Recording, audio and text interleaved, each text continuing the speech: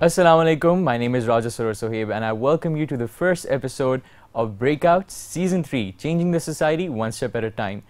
इस शो में हम बहुत सारी नई चीज़ें इंक्लूड करने वाले हैं, स्पेशली आप लैंग्वेज में देखेंगे बहुत बड़ा चेंज आ रहा है। यूजुअली हम जो शोज थे वो इंग्लिश में कर रहे थे, लेकिन अभी हम इनकॉर्पोरेट कर रहे हैं डिफरेंट लैंग्वेजेस को। मैं कोशिश करूँगा कि बाकी भी किसी लैंग्वेज में शो करने की, पर अभी जो है उर्दू और इंग्लिश के साथ हम गुजारा करेंगे और आने वाले दिनों में बहुत सारे नए सेगमेंट्स को भी इंट्रोड्यूस किया जाएगा। आज के शो से उसकी शुरुआत हो ही जा रही है, क्योंकि आज के शो में जो फर्स्ट सेगमेंट है वो कम्प्लीटली नया है। इससे पहले आपने ब्रेकआउट पे उस सेगमेंट को नहीं देखा होगा, ऐसे सेगमेंट को करते हुए नहीं देखा होगा। और इसके साथ साथ एक मेजर चेंज जो आपको नज़र आ रही है वो है एक सिंगल होस्ट, क्योंकि मैं जो ब्रेकआउट है वो अब से अकेले किया करूँगा। So hopefully we can have a good time. Let's go to the first segment of the show, जो कि मैं डिस्कस करने वाला हूँ अबाउट माई फेवरेट अप्लायंस। और एक ऐसी टेक्नोलॉजी है जिसने मेरे लिए और एक्चुअली दुनिया के अंदर एक रेवोल्यूशन लेके आई है, लेकिन मेरे लिए भी एक बहुत बड़ा इम्पैक्ट है, मेरे ऊपर एक बहुत बड़ा इम्पैक्ट है, क्योंकि उसकी वजह से I have developed a huge interest in different gadgets like mobile, iPads, laptops. I am talking about Apple, जो कि एक बहुत बड़ी कॉरपोरेशन है। और उसके ही बारे में बात करते हुए it has introduce 3 new gadgets in the market. और वो जो गैजेट्स हैं they are iPhone 8, iPhone 8 Plus और iPhone 10। नाउ इनमें जो डिस्टिंक्टिव बात है वो ये है कि iPhone 8 और iPhone 8 Plus जो हैं वो रेप्लिकेशन है of iPhone 7 and iPhone 7 Plus with a few additions, such as जो उनकी ग्लास सीलिंग है उसको डिफरेंट कर दिया गया है। उनकी जो बैक थी उसको उसका जो ग्लास था उसको डिफरेंट कर दिया गया है, जो कि एक एक्चुअली मेरे दिमाग में एक चीज़ आती है that this might be more dangerous now, because अगर आप अपने फ़ोन को बैक साइड से नीचे गिराते हैं it can break your phone. अगर आप उसको आगे से गिराते हैं it can still break your phone. But a few other changes that I have noticed in iPhone 8 and iPhone 8 Plus are that in iPhone 8 उसके अंदर ज़्यादातर तो आप देखेंगे 7 की तरह की कॉपी है, क्योंकि स्पेस ग्रे को यूज़ किया गया है and the colour of rose and gold, उसका मिक्स बनाकर एक डिफरेंट कलर को इंट्रोड्यूस किया गया है। पर it only has 1 camera just like iPhone 7। इसी तरीके से iPhone 8 Plus के अंदर iPhone 7 Plus की तरह 2 कैमराज हैं, but it also has different colours, such as वो अवेलेबल है स्पेस ग्रे के अंदर और इसके साथ साथ वो अवेलेबल है गोल्ड और रोज़ गोल्ड के मिक्स, जो एक नया उनने इंट्रोड्यूस किया उसके अंदर। एक्चुअली एप्पल ने इन फ़ोन्स को, इन गैजेट्स को लॉन्च कर दिया था ऑन 12 सितंबर, जो कि कुछ दिन पहले की बात है। और इसकी जो प्री ऑर्डरिंग है वो शुरू हो चुकी है, होनेगी आने वाले दिनों में फ्रॉम 27 सितंबर। और इसके अलावा जो इसको फाइनली रिलीज़ किया जा रहा है वो 3 नवंबर है, which is also not so far away. So it's gonna be a good waiting and exciting few days from now, जिसके बाद आप ये आईफोन्स जो हैं इनको हासिल कर सकते हैं। iPhone 10 की बात की जाए तो उसके अंदर बहुत सारे नए जो इनकॉर्पोरेशंस हैं उनको इंट्रोड्यूस कराया गया है, सच एज़ द फैक्ट कि अब जो आईफोन है वो उसकी स्क्रीन को बड़ा कर दिया गया। This is going to be a 5.8 inches long iPhone. It's a huge gadget और कहा जा रहा है कि this is gonna be a new revolution in the tech world. कहा जा रहा है कि अगले 10 सालों की जो टेक्नोलॉजी है वो इसी आईफोन से आगे बेस्ड होगी, और जो आप गैजेट्स सीखेंगे आने वाले दिनों में वो इसी टेक्नोलॉजी के फॉलो अप होंगे। इसके अलावा फेस डिटेक्शन का एक नया जो है इनकॉर्पोरेट किया गया है उसको iPhone 10 के अंदर। आप अपने फेस के थ्रू लॉक कर सकते हैं, अनलॉक कर सकते हैं। और इसके साथ साथ अगर आप चाहें तो अगर आप अपने बाल कटा लेंगे या आप अपने मुंह पे मेकअप कर लेंगे या कोई इस तरह की चीज़ होगी तो उसके बाद आपको एक नया डिटेक्शन सर्वर जो है उस पर इंस्टॉल करना पड़ेगा, जो कि हो सकता है कि थोड़ा मुश्किल हो, but I think at the end of the day it's for own good and it's gonna be something beneficial in the end, at least in my opinion. इसके अलावा जो एक मेजर चीज़ को इंट्रोड्यूस कराई गई है वो है वायरलेस चार्जिंग और बायोमैकेनिक चिप्स। ना इसका फ़ायदा ये है कि अगर आप ट्रैवल कर रहे हैं या अगर आप अपने रात को बेड में फ़ोन यूज़ करने के आदी हैं, या आप सोफ़ा पे बैठ के फ़ोन यूज़ करना चाहते हैं, या आप कहीं रिलैक्स होकर फ़ोन यूज़ करना चाहते हैं, तो आपको वायर्ड चार्जर्स की ज़रूरत नहीं पड़ेगी। आप उसको वायरलेस चार्जर्स के थ्रू कनेक्ट करके अपने फ़ोन को चार्ज करके यूज़ कर सकते हैं, which is a great step because that's gonna be very convenient for a lot of people who are traveling, who don't like to sit, who don't like to be confined to one place. एक socket अगर आपके सामने नहीं है, so you can just move around and charge your phone wherever you want to. इसके अलावा जो इसकी प्राइस है that is a bit high and expensive, क्योंकि इसको $1000 पे किया जा रहा है, which is quite a lot of money for a lot of people. तो definitely a lot of people are going to wait for the price to fall down और उसके बाद खरीदेंगे, but those who are a fan of Apple and wants to get the first iPhone जो reveal होता है तो वो definitely जाके उसको सबसे पहले बाय करेंगे. जैसा मैंने पहले बताया, it's gonna be released on 3rd November, which is not so far away, so I'm very excited about that. और देखते हैं कि किस तरीके से इसका जो रिस्पॉन्स है वो नज़र आता है. अभी हम जा रहे हैं एक छोटे से सर्वे की तरफ जो कि फैज़ान ने, हमारे शो के प्रोड्यूसर हैं और रिपोर्टर भी हैं, उन्होंने एक छोटा सा सर्वे बनाया है. Let's go and check that out. I will be right back. Thank you Saroj.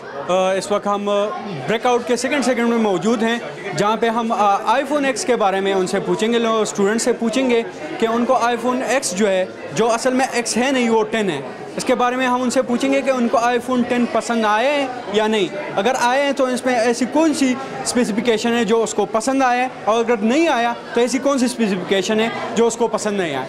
हमारा पहला इंटरव्यूज़ हम एक भाई से लेते हैं. इनका नाम, हेलो अस्सलाम वालेकुम. वालेकुम सलाम. जी भाई, आपका नाम? सलमान. अच्छा, आप आईफोन 10 के बारे में आपकी क्या राय है?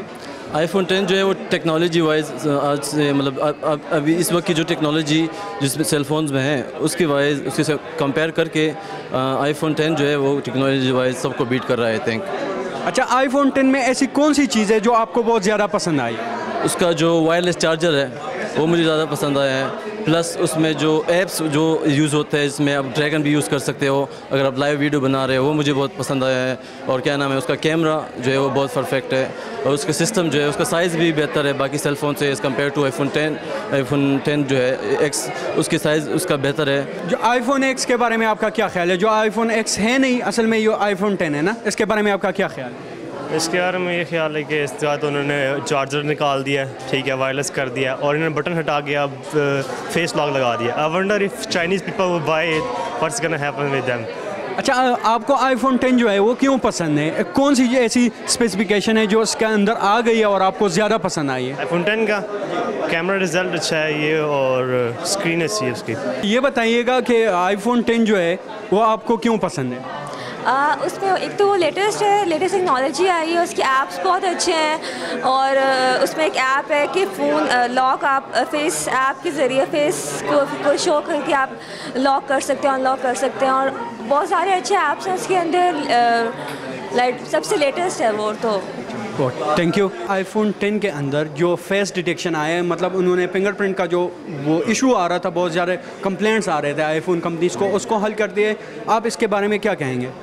यार डेफिनेटली अगर उन्होंने इसको अपग्रेड किया यानी फिंगरप्रिंट से फेस स्कैनर पे लेकर आए हैं तो डेफिनेटली वो बेटर सिक्योरिटी प्रोवाइड करेगा, आपको बेटर चांसेस देगा कि यार आप लोग उसके अंदर अपना डाटा सेव करें. और उन्होंने कुछ सोच के ही किया है और ये अच्छा है कि लोग लें उसको यूज़ करें और ये एक अच्छी चीज़ है मेरे अकॉर्डिंग. मुझे लगता है कि यार ये अच्छा स्टेप है जो आईफोन वालों ने लिया है. अच्छा, ये बताइएगा सर कि आईफोन में जो नया एक फीचर आया है, उन्होंने जो पीछे से ग्लास प्रोटेक्टर लगा दिया, उसके टूटने के चांसेस बहुत ज़्यादा हैं. इसके बारे में आप क्या कहना है? यार ग्लास बहुत से फ़ोन्स में आता है, ठीक है, और क्योंकि वो एक आपको रॉयल लुक देता है, बेटर लुक देता है, आपकी क्लासी लुक डेवलप करता है, तो डेफिनेटली उनको चेंज चाहिए थी. क्योंकि आईफोन 1 से लेके जब वो आईफोन आया था उससे लेके अभी जितने फ़ोन्स आए हैं उनमें कोई चीज़ नई नहीं है, सेम है, सब कुछ सेम है, ठीक है. आईफोन सेम है, कुछ नहीं आया उसमें बदला. तो उन्होंने कहा यार चलो कुछ चेंज करते हैं, एटलीस्ट सब कुछ सेम हो बट पीछे ग्लास लगा देंगे तो that will change something definitely. Over to you Saroj. Okay guys, so that was a report by Faizan और उसने जाके डिफरेंट स्टूडेंट्स से आपके सामने एक सर्वे लिया जिसके अंदर आपने देखा कि स्टूडेंट्स का क्या रिएक्शन है इन 3 नए गैजेट्स की लॉन्च पे. और इसी के साथ अब हम जाएंगे एक छोटी सी ब्रेक की तरफ फिर से और जब वापस आएंगे I will be coming back with our second segment and a very interesting and important topic. Don't go anywhere, I will be right back.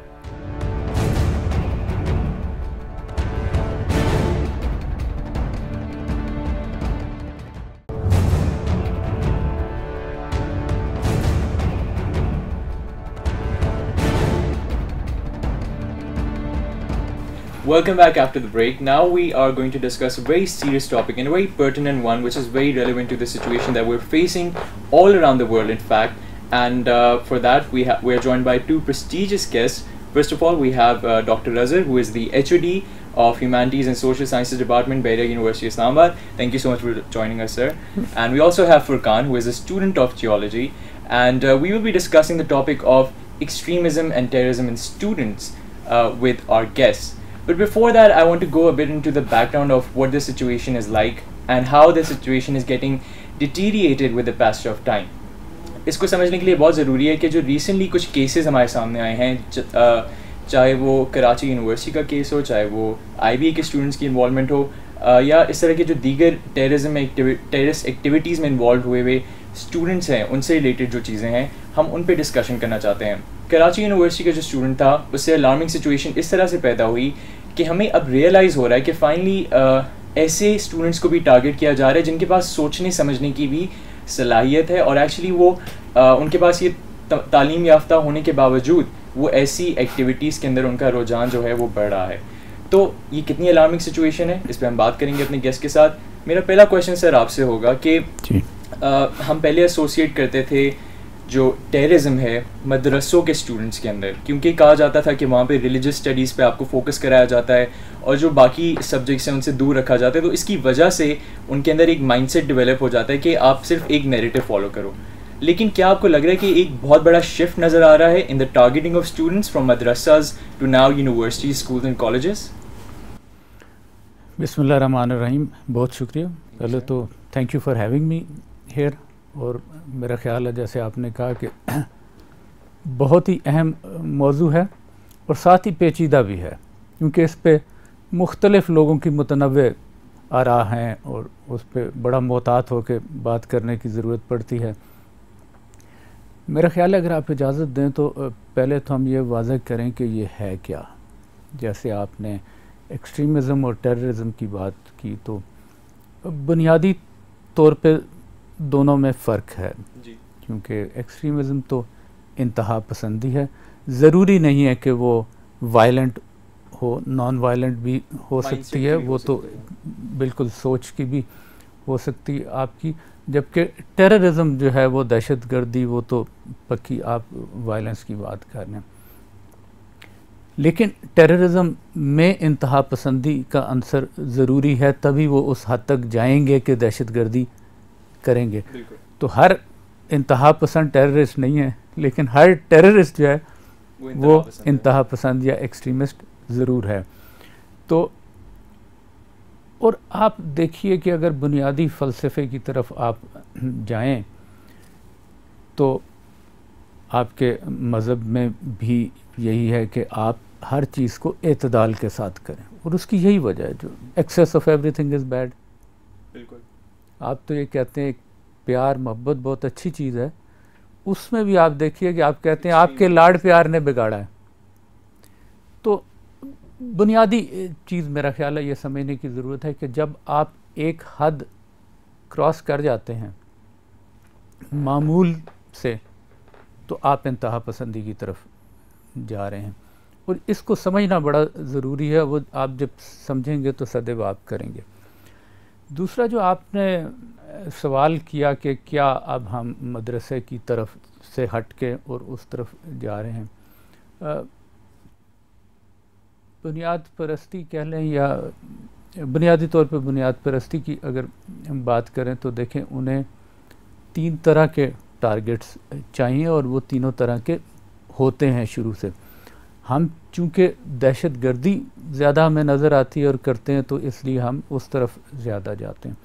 और बुनियादी तौर पे देखिए आपके एक तो वो है वो गरीब तबका, कम पढ़ा लिखा गरीब तबका, जिसको आप मदरसे में देखते हैं। वो इलाके भी ऐसे हैं जो कि डिप्राइव्ड हैं, वो ये उनके सोच ये है कि मुआशरे ने उनका इस्तेहसाल किया है, उनको जो उनके वसाइल थे, जो उनकी ज़रूरियात थी, वो पूरी नहीं की, तो उस वजह से वो डिप्राइव्ड हैं और वो एक मुआशरे से भी इंतकाम लेना चाहते हैं, वो इंडिविजुअल से भी इंतकाम लेना चाहते हैं। कोई उनका अजीज़ मर गया किसी ड्रोन हमले में, किसी और वजह से, और किसी हद तक वो अपने आप से भी शायद इंतकाम लेना चाहते हैं कि मैं उस दर्जे पे नहीं पहुंच सका शायद उसमें। सर, तो आपका इशारा सिविल राइट्स और डीप साइकोलॉजिकल इश्यूज़ की तरफ है कि ये एक बहुत बड़ा फैक्टर बन चुका है अब?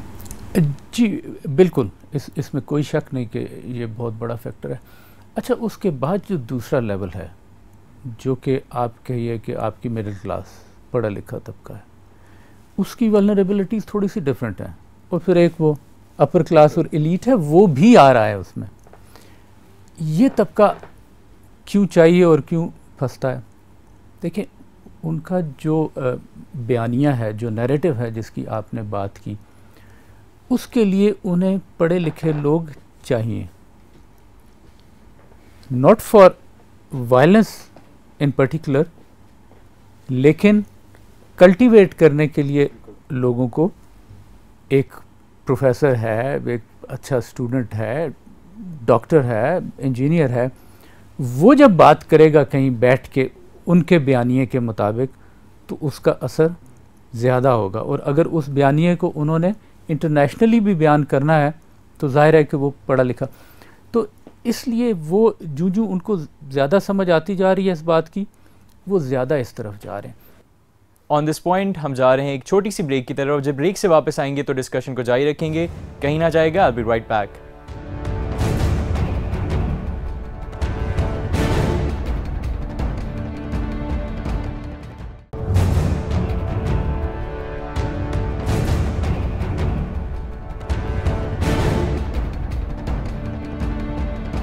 Welcome back after the break. और ब्रेक से पहले हम डिस्कशन कर रहे थे डॉक्टर अज़हर से एक बहुत ही इंपॉर्टेंट टॉपिक पे, जो कि है extremism and terrorism in students. और उन्होंने डिफरेंट सेगमेंट्स के बारे में भी इस वक्त बात की है कि टेररिस्ट किस तरीके से डिफरेंट किस्म के जो डिफरेंट लेवल्स पे लोग हैं उनको टारगेट करते हैं अपनी जो उनकी पर्पस है उसको अचीव करने के लिए। सो अभी मैं सर के पास वापस जाऊंगा और इसी डिस्कशन को हम कंटिन्यू करेंगे। सर, आपने बात की कि एक हायर क्लास है, एक मिडिल क्लास है, एक लोअर क्लास है, और टेररिस्ट को तीनों ही बहुत ही पसंद हैं क्योंकि वो चाहते हैं कि उनका नैरेटिव प्रॉपर्ली बिल्डअप हो और लोगों के आगे पेश हो। तो इसको फिर कंट्रोल कैसे किया जाए? जी, अब इसके ऊपर ज़ाहिर है कि आपको बुनियादी मुआशरती और मुआशी ढांचे को देखना पड़ेगा, क्योंकि आप में ये टेंडेंसीज़ क्यों पैदा होती हैं उसको आपको समझना पड़ेगा। आपको वायलेंस ट्रायंगल को समझना पड़ेगा कि जिसमें लोगों के रवैये कैसे बनते हैं, उनमें महरूमी का एहसास कैसे पैदा होता है, और वो रवैये फिर आपके माशरे का हिस्सा कैसे बन जाते हैं। जो आपका एक ट्रायंगल है एटीट्यूड्स, बिहेवियर्स और कॉन्ट्रडिक्शंस का, जिसमें आपका एक छोटा सा रवैया, कोई शख्स आपके साथ आके बैठ गया जो आपके रंग और नस्ल से ताल्लुक़ नहीं रखता, जो गरीब है या आपकी तरह का नहीं है, एक आपको अगर थोड़ा सा मुख्तलिफ बुरा लगता है, मुख्तलिफ लगता है, वो करता है। अगर ये एक्सेप्ट होता रहे रवैया, तो एक वक्त आता है कि ये एक माशरती सोच का हिस्सा बन जाता है। बिल्कुल ठीक है।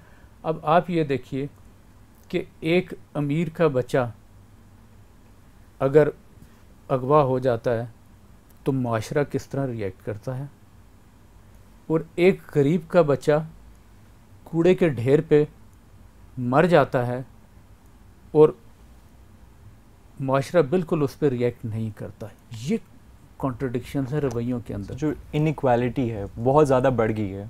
बिल्कुल। तो ये आपके अंदर महरूमी का एहसास पैदा करती है।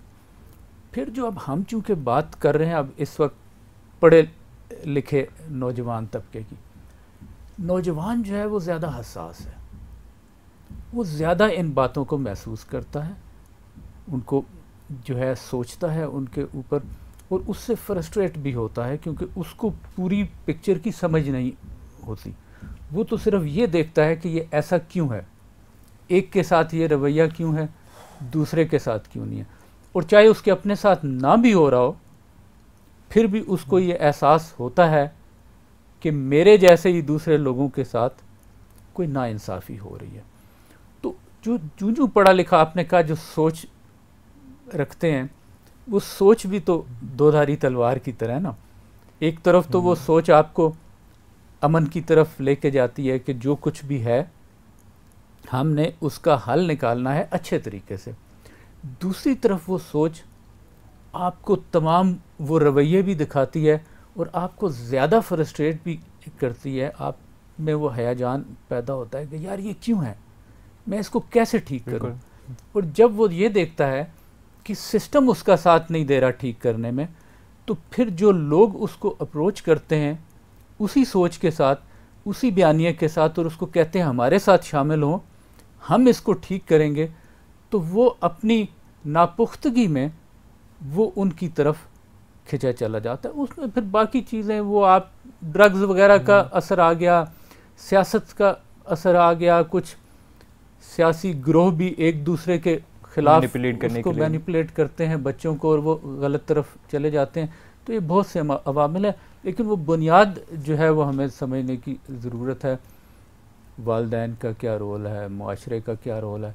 मेरा ख्याल है कि नौजवान को मौका दें, ये ज़्यादा बेहतर है। इस पे जो है अपने, मैं यही चाह रहा हूँ कि अब एक स्टूडेंट का पर्सपेक्टिव लें इस बात पे कि क्योंकि फुरकान आपने अपने इर्द गिर्द भी देखे होंगे, अपने जैसे स्टूडेंट्स को देखा होगा, शायद आपने ऐसा कुछ एक्सपीरियंस किया हो आपके सामने कि एक स्टूडेंट जो कि बहुत नॉर्मल हो, एक नॉर्मल आपकी तरह बाकी एक्टिविटीज़ के अंदर इन्वॉल्व हो, लेकिन उसका जो दिमाग है वो एकदम से रेडिकलाइज हो गया। क्या पता आपका ऐसा एक्सपीरियंस, और या जनरली भी अगर आप ऐसा क्या वजूहात हो सकती हैं इन चीज़ों के पीछे कि एक नॉर्मल इंसान जो कि अच्छा खासा चल रहा हो अपनी फील्ड के अंदर भी, अपने एक्स्ट्रा करिकुलर एक्टिविटीज़ में भी, एकदम से रेडिकलाइज हो जाए, इसके पीछे क्या वजूहात हो सकती हैं? Thank you Sarosh. सबसे पहले तो इसमें जो मैं बात शुरू करूंगा, सबसे पहले तो हम देखेंगे हमारे पाकिस्तान में इस टाइम ऑलमोस्ट 70,000 जो लाइव्स हैं वो विक्टिम हैं इस टाइम, अपनी लाइव जो ज़िंदगियां गंवा चुकी हैं। अब सबसे पहली बात यह है कि नौजवान एक बहुत बड़ा फैक्टर है किसी भी कंट्री का होते हैं, और पाकिस्तान इस हवाले से सबसे ज़्यादा रिच है, जहाँ नौजवानों की रेशो ज़्यादा होती है किसी भी कंट्री में। वो एक तरह का एडवांटेज भी लेकर आती हैं, लेकिन अपने साथ उसका नुकसान भी लेकर आती हैं। अब सबसे पहली बात मैं इसमें ये करूँगा, जितने ज़्यादा हमारे पास नौजवानों की रेशो है, आप उतना देखें बेरोज़गारी भी ज़्यादा है, फ्रस्ट्रेशन ज़्यादा है फिर नौजवानों में। ये सबसे ज़्यादा जो चीज़ फराहम करती है टेररिस्ट को, एक सॉफ्ट टारगेट दे देती है। क्यों? बेरोज़गारी है सबसे ज़्यादा, एक फ्रस्ट्रेशन पैदा हो चुकी है। अब जो सॉफ्ट टारगेट है एज़ कम्पेयर टू जो एजुकेटेड लोग हैं, उनको उस तरफ लाने के लिए उनको शायद ज़्यादा एफर्ट करनी पड़े एज़ कम्पेयर टू जो एक नौजवान है जिसके पास कोई मकसद नहीं है इस टाइम, वो वैसे ही मतलब फिर रहा है, और ना उसके पास पढ़ने के लिए रिसोर्सेज हैं, ना उसके पास जॉब अपॉर्चुनिटीज़ हैं। तो सबसे पहले तो ये चीज़ आ जाती है, सिविल राइट्स का इशू। बिल्कुल एग्जैक्टली आप यही कह सकते हो। अब सेकेंडली जो चीज़ इसमें आ जाती है कि आपने सर ने भी ये बात की, इनइक्वालिटी की, बिल्कुल ये सबसे ज़्यादा। अब एक और इसमें मैं बात ऐड करूँगा। अब आप जितने भी बड़े नॉन टेररिस्ट हैं इस टाइम, उसमें आप उसामा बिन लादेन की एग्जांपल ले लें, he is an electrical engineer, he was an electrical engineer obviously, और ऐमन अज़-ज़वाहिरी है वो भी इसी तरह। तो अब सबसे पहली बात यहाँ पर ये आती है कि वो अपने लिए देखते हैं कि वो जो एजुकेटेड लोग हैं उनको टारगेट कर सकें। ठीक है। अब फुरकान, ये आपने जब बात की उसामा बिन लादेन की, तो मेरे दिमाग में फिर ये क्वेश्चन भी आता है कि उसामा बिन लादेन के पास तो रिसोर्सेज भी थी, उसके पास तो एम्प्लॉयमेंट भी थी, बल्कि उसकी अपनी कंपनी थी जिसके अंदर उसने हज़ारों लोगों को एम्प्लॉय किया हुआ था। तो इस सब के बावजूद उसका दिमाग कैसे रेडिकलाइज हुआ होगा? क्या इसमें आपकी अपनी इंटरप्रिटेशन ऑफ रिलीजन आ जाता है? एग्जैक्टली मैं अब ये बात भी कर रहा हूँ, जो रिलीजन का फैक्टर होता है हमेशा, अगर आप थोड़ा सा स्टडी भी इसके बारे में करें, रिलीजन को यूज़ किया गया, उसको बेस नहीं बनाया गया। इसकी सबसे बड़ी एग्जांपल है आईएसएस। इस टाइम वो रिक्रूट कर रही है, मुस्लिम्स को सिर्फ नहीं कर रही है। आप देखें जर्मन शहरी अभी इराक में से निकले हैं, जितने मिस्र में जिस तरह सूरत हाल थी बिल्कुल, और इसके बाद अभी शाम में जो सूरत हाल है, हमारे पास इतने ज़्यादा नॉन फॉरेनर्स हैं जो इस टाइम इन्वॉल्व हैं। ठीक है, तो इसमें मैं ये नहीं कहूँगा कि सिर्फ मज़हब को बनाया जा रहा है, इसमें माइंडसेट चेंज का पूरा एक एलिमेंट है। यहाँ पर मैं स्टूडेंट्स को लेकर आऊँगा। उसने जो माइंडसेट चेंज करने की सबसे पहला उसका टारगेट था स्टूडेंट्स, जितने भी कंट्रीज थे, सिर्फ पाकिस्तान इसमें शामिल नहीं है, ऑल ओवर द वर्ल्ड उसने रिक्रूट किया सबसे पहले। ऑर्गेनाइजेशन ऐसे इतनी बड़ी डेवलप नहीं हुई। फिर उसका फिर जो भी नैरेटिव था, जो भी एजेंडा था, वो शिफ्ट हो गया आईएसएस में मोर एक्सट्रीम लेवल में। मतलब फिर उसके बाद और सेक्शंस हमें नजर आने शुरू हो गए और these different kinds of organizations जो इस वक्त हम देख रहे हैं। बिल्कुल। और आपने एक बात की थी यहाँ पे साइकोलॉजिकल इश्यूज, यहाँ पर आ जाते हैं साइकोलॉजिकल, जो मुआशरे के अंदर महरूमियां पैदा हो रही हैं। बिल्कुल, जो दिमागी तौर पे कमजोर लोग थे वो ज्यादा अट्रैक्ट हो गए इस चीज से और उन्हें लगा कि वो उतना सॉफ्ट टारगेट होते हैं। बिल्कुल ठीक है फुरकान, इसी पे हम एक छोटी सी ब्रेक पे जा रहे हैं। जब ब्रेक से वापस आएंगे तो मेरे पास कुछ और क्वेश्चंस बाकी हैं जो कि मैं अपने गेस्ट से करूंगा। Don't go anywhere, will be right back.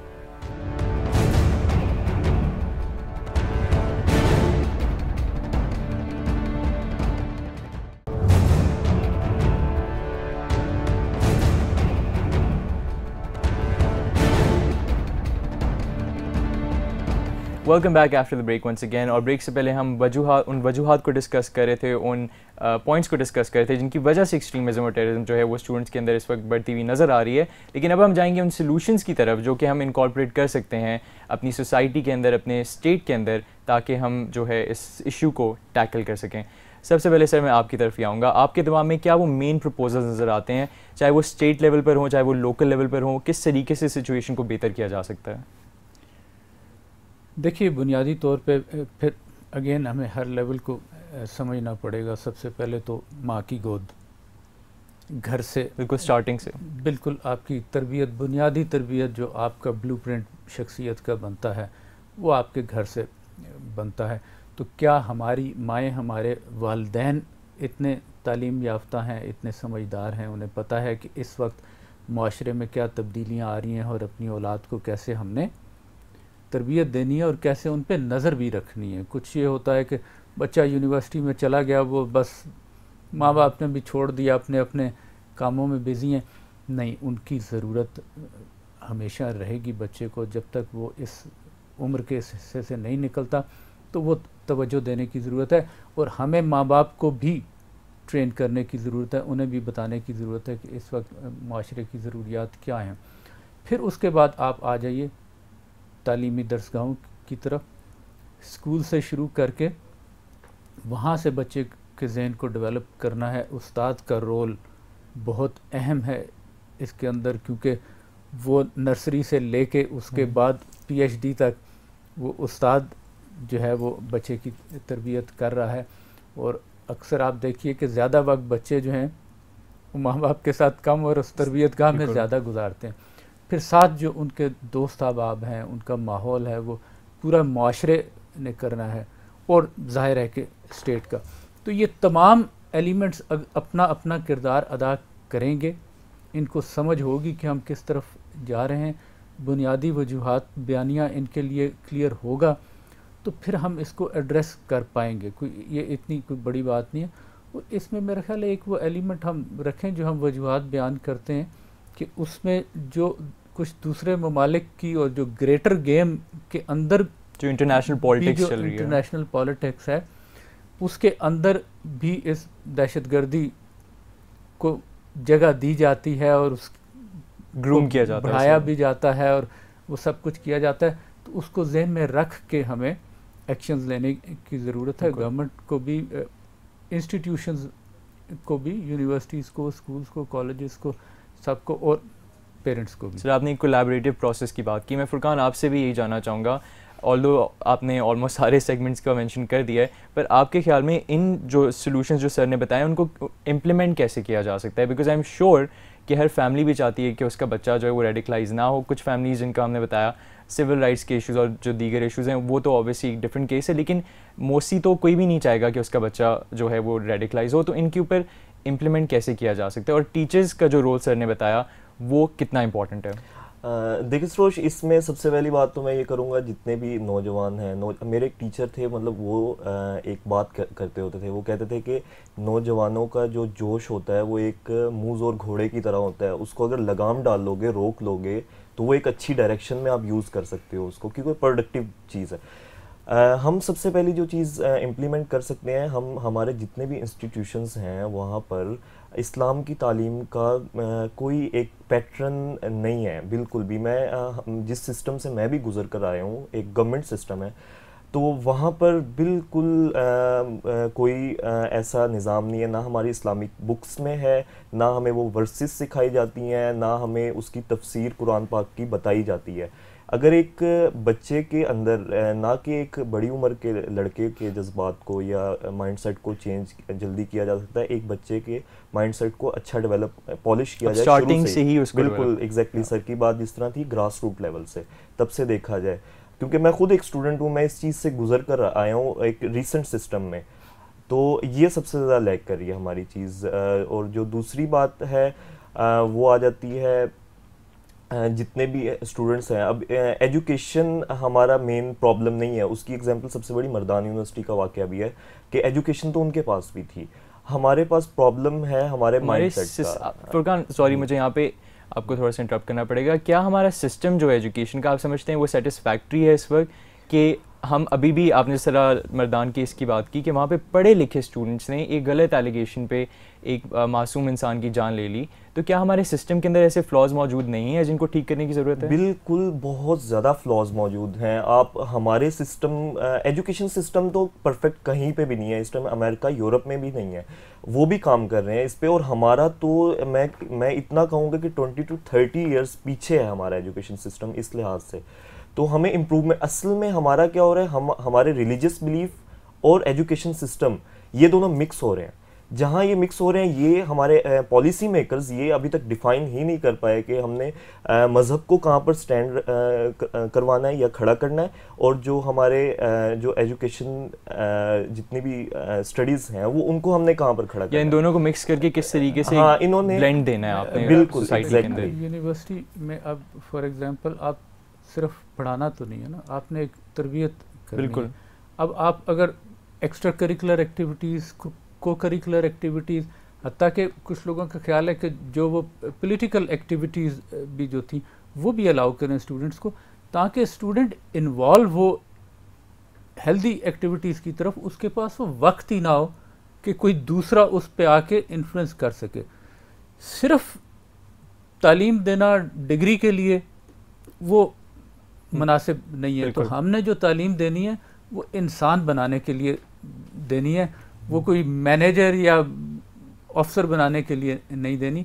अच्छा इंसान बनाने की अगर हम तालीम दे रहे हैं, तरबियत दे रहे हैं, और उसको वो मौक़े फ़राहम कर रहे हैं, वो फैसिलिटीज़ फ़राहम कर रहे हैं कि वो उनमें इतना इंगेज हो जाए कि उसके पास कोई बाहर का क्लब जो है वो आ ही ना सके। वो अपनी यूनिवर्सिटीज़ में उसके पास इतने क्लब्स हों, इतने ग्रुप्स हों कि जिनमें वो हेल्दी एक्टिविटी कर रहा हो और वो उसमें शामिल सर, आपने बहुत एक अच्छी और इम्पॉर्टेंट बात की है, इसी पे मैं शो को आज एंड करना चाहता हूँ।